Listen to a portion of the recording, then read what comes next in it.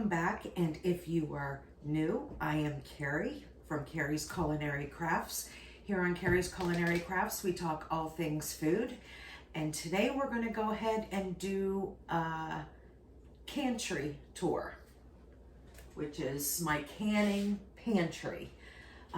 As you can see, I have some canned items behind me, plus I have some more behind the camera, which I will show you that as well. We are getting geared up for the Three Rivers challenge that happens every year between the months of January and February. Last year, I also did a freezer challenge on top of the canning pantry challenge. But this year, I'm going to focus on all of my canning products. Jessica from Three Rivers, she does this every year, and she does this in order to get through her things that she has canned up in her pantry in order to get ready for the upcoming gardening season. So I have a lot of stuff back here and that I'm going to go ahead and show you. And this year I am also going to be focused on everything that I have canned. So we can get all of this used up, and then I can make room for all the new stuff that we're going to can up in this gardening season. So without further ado, let's get started. Okay, up on the top two shelves here is all bone broths and stocks, everything from vegetable broth, chicken stock, beef stock, ham broth, there's seafood stock. I think that is it. Ham, seafood, chicken, vegetable, and beef. Yeah, so these shelves are completely full. Those are the newest ones. Stock is something that I do throughout the year. As I use up jars, I usually fill them back up again. Whenever I get a canner load worth of jars, then I will go ahead and can something up and then refill my shelf. I am gonna try not to do that unless I have to, just in order to, so I can show you all the jars that I have gone through. But this is the most recent row of stock I have up on the top. And I'm not sure if the camera can see it, but there is also a second row on top of these quarts. There's a second row of pints up there. I have them in the little cardboard canning boxes like this, and then I have a second row up there. So the first two rows, those are, and I always keep those stocks and broths. And these are always the oldest ones, so I can get through these first. Then I move that shelf down here, and then I replace the top shelf with all new stocks and broths that I do. Okay, so down in here is where we get into a little bit some different things. I do have there is an extra row of broth down here, pint size broths on right here in this row here. Here I have some ketchup. It goes the whole way back. Now these rows, if they are quarts, they are 5 deep. If they are pints, they are 6 deep. So I can fit quite a bit on all of these shelves. That's 2, 4, 6, 8, 10. Okay, so if it's all quarts, I can fit 12 across, and then 5 deep if they're quarts, and then 6 deep if they are pints. So here we got 12 times 5. So we can fit quite a bit of cans on each of these shelves. They are very, very deep. Like I could just barely reach to the very back. Okay, so on this third row, then I have an extra row of pints of stock here. I have ketchup. These 2 rows are like a soup base. And what that means is there's chicken, celery, onions, carrots in here, along with like the chicken broth. So that is kind of like a base. I could make chicken noodle soup out of this. I can add things and make chicken pot pie out of this if I mix in like a cornstarch slurry or a flour slurry, or if you use arrowroot powder to thicken it up, and you can make like chicken and dumplings, chicken pot pie, anything like that, chicken and biscuits. So I have 2 rows of that. I have a row here of green beans, and when I have beans, I have both green beans and yellow wax beans. I kind of use them interchangeably, and sometimes I mix them together, so I just say green beans. Here I have, this is a row of seafood stock. I keep my seafood stock separate from my other stock, so this row here is seafood stock. I don't use it as much, but I do use it for certain recipes, so I like to keep it on hand.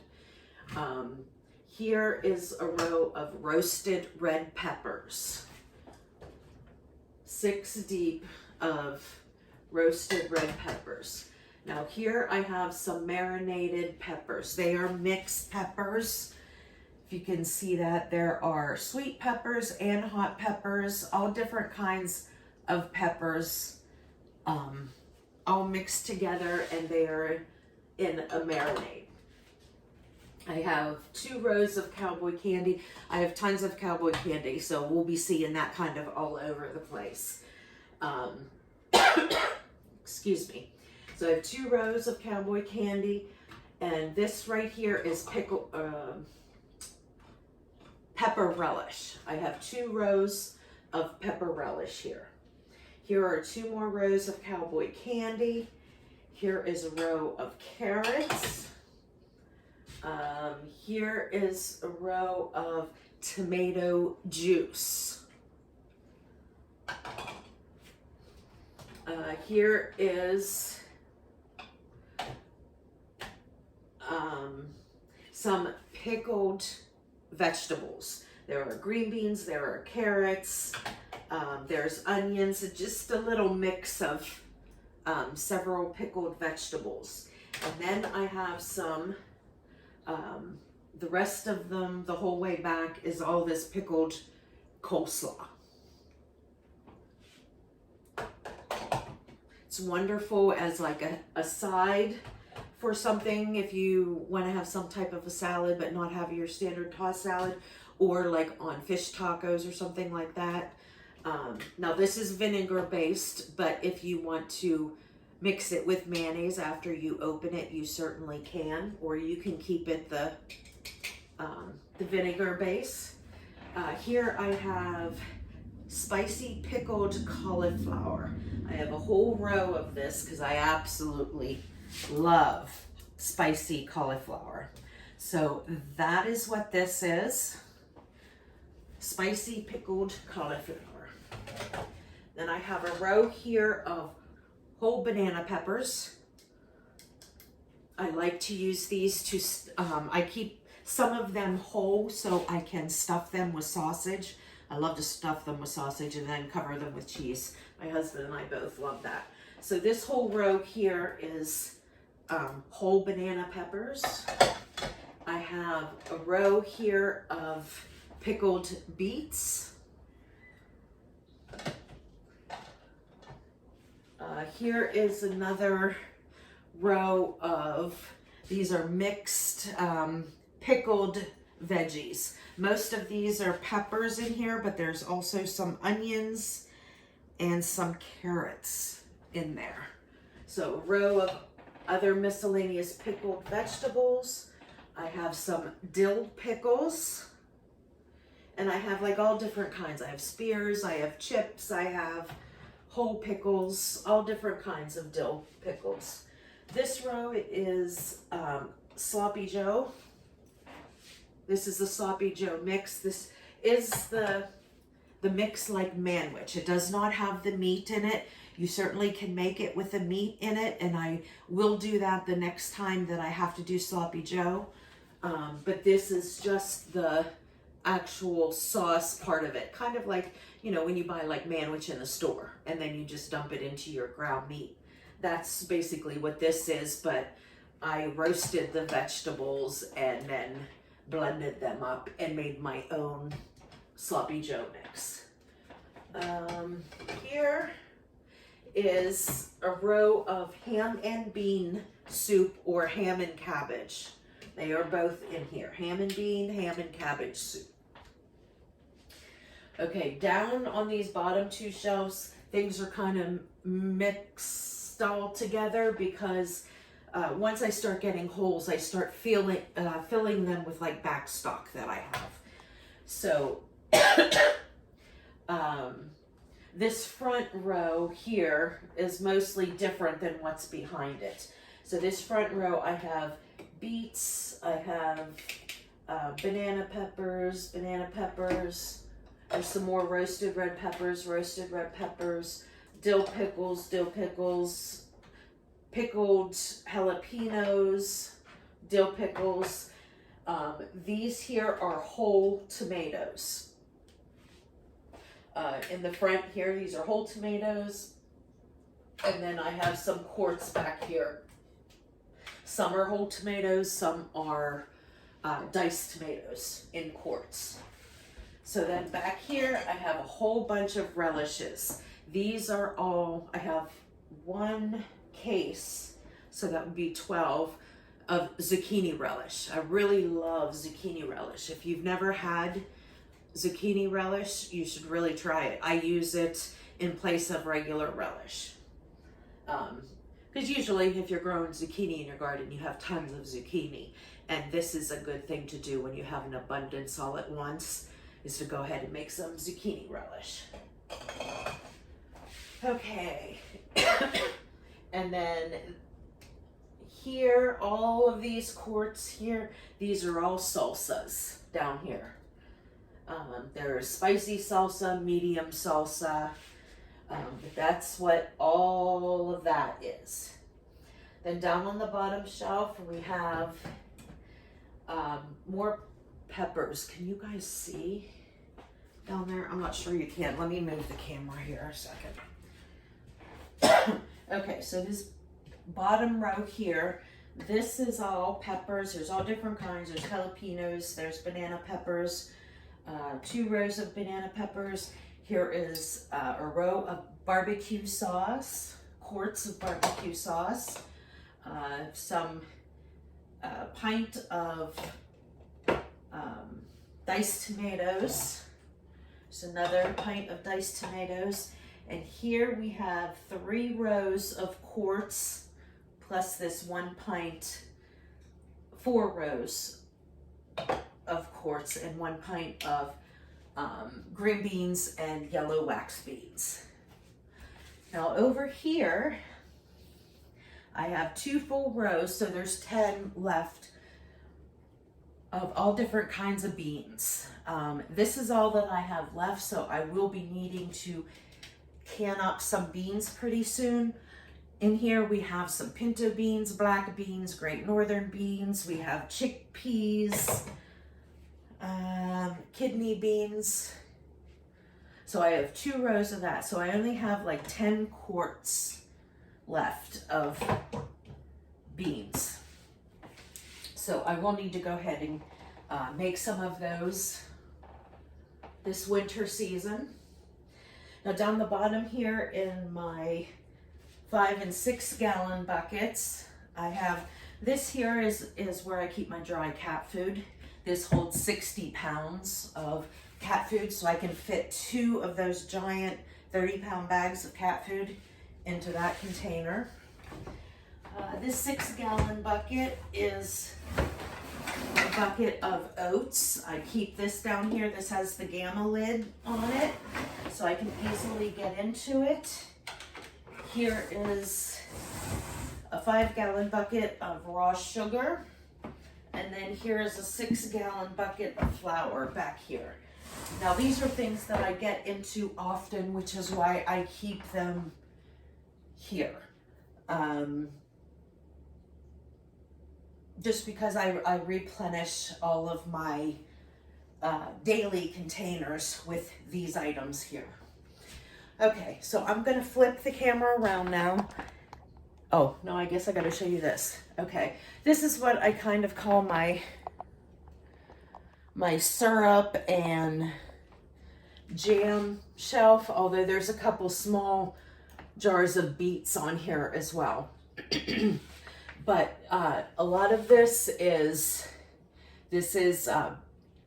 whenever it says berry, that means it's a mixed berry. So it probably is blackberry and raspberries, maybe even blueberries mixed together. But a lot of this is the majority of this is blackberry, because I have a family member that has a whole bunch of blackberry bushes on their property. They give me blackberries, and I make all different kinds of blackberry things, blackberry pies, blackberry syrups. Like here's blackberry syrup. You can use it on pancakes. You can use it to make a vinaigrette with, or put it in cooked oatmeal. Use that as your sweetener instead of putting in like sugar. So, and that is some more syrup. These are beets.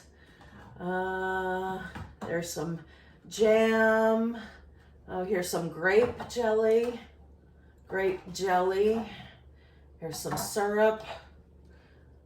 Oh, and here is a compote, a berry compote.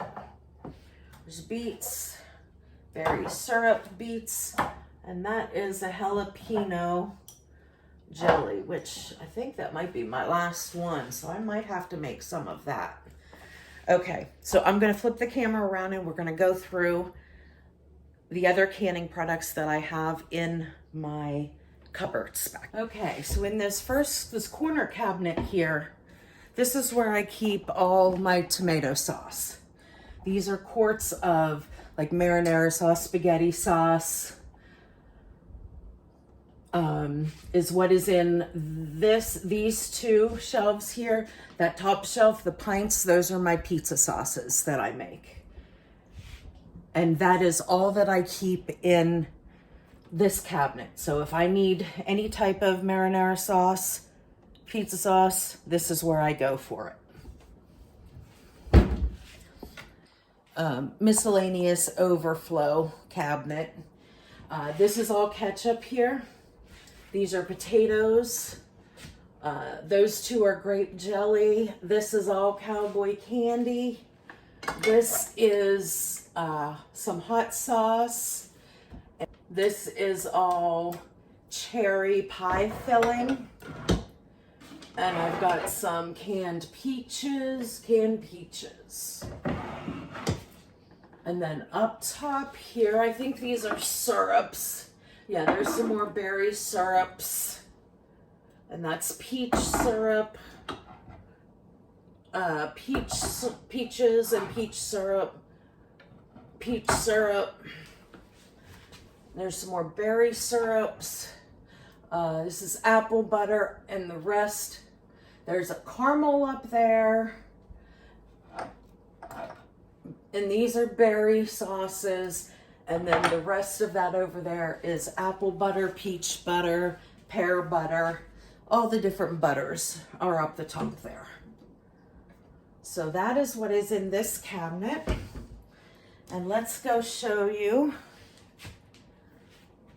the last cabinet, which has my proteins in it. Okay, so this cabinet here has my proteins in it. This is always constantly being replenished. When I use this up, I replace it. Anytime that I'm looking to take some things out of the freezer, like older things, I will take it out, can it, put it on my shelf here. or if I find like a really good deal or something on, say, chicken breasts or hamburger or something like that, I'll buy it and I'll can it to get it on my shelf. Okay, so up the top here, this is all taco meat. And as you can see, there's a whole row plus one missing. I always keep taco meat on stock because, you know, we usually do Taco Tuesday. Not that we have tacos every Tuesday, but some form of Mexican food. Tacos, burritos, it could be anything like that. So taco meat is something that I always do keep on hand. It takes 5 minutes to put together some nachos or tacos or something like that if you already have the cooked meat. Here on this second shelf, this is some ground sausage, and this is Mississippi beef roast here. There's 2 rows of that. Then I got several of, this is chicken here. This is this is pork barbecue. I forgot that I had that in here. I was thinking every time I looked at it that it was more Mississippi pot roast.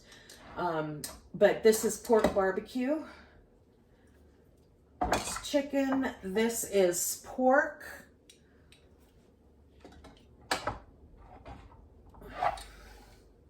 And we got regular ground beef.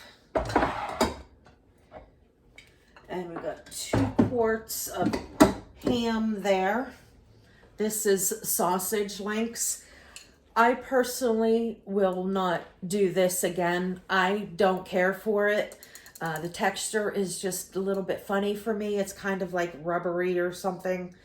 I don't know, but I won't do this whole link sausage again. But I only have 1 left, so I've been trying to get through what I did make. I do like the ground sausage canned, but just these sausage links, I don't like that. So I won't be canning any more of that. And then down here, we have some more potatoes. And this is chicken. This here is ham. These 2 rows are ham. And then I got 2 rows of chicken there. And then all of this over here is canned bacon. Different kinds of bacon, whether it's crumbled bacon, whole bacon, it's either or. Okay, and that's it. That is my cantry, or my canning pantry, if you will. So this is what I am going to try and get through for the Three Rivers Challenge, where we're not going to buy any pantry items from the grocery store from January and February. I'll decide in February if I'm going to go longer into March. I know that I did last year. But we'll start with January and February. I'm not going to be buying anything from the grocery store with the exception of dairy products and any fresh items that I need for something. Like, for example, my husband eats celery every day as his afternoon snack. So I will always have to keep celery on hand for him. And if I want to get some fresh produce to make salads or something, then I will do that. But I won't be buying any canned items, any freezer items or anything like that, just dairy products and any fresh items that we may need.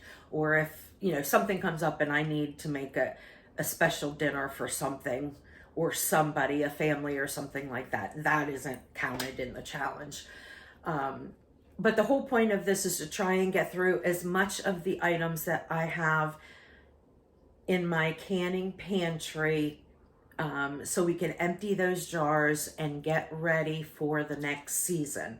You always want to not recycle, but you always want to keep a constant rotation and use up your older stuff, so then all the stuff that you can is all newer stuff. And that's why I kind of do like the levels. The top level is the newest, and just things move down as they get older.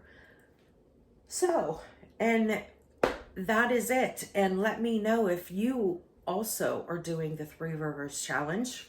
Jessica over at Three Rivers Homestead for the Three Rivers Pantry Challenge for 2024. If you're new here and you haven't already, hit that subscribe button down below, and you will get to see all the things that I do with all of these canning items that I will be using in the next 2 months to get them cleaned off my shelf and get food on the table for my family. And remember, click that thumbs up button, and I will see you on the next one. Bye, friends.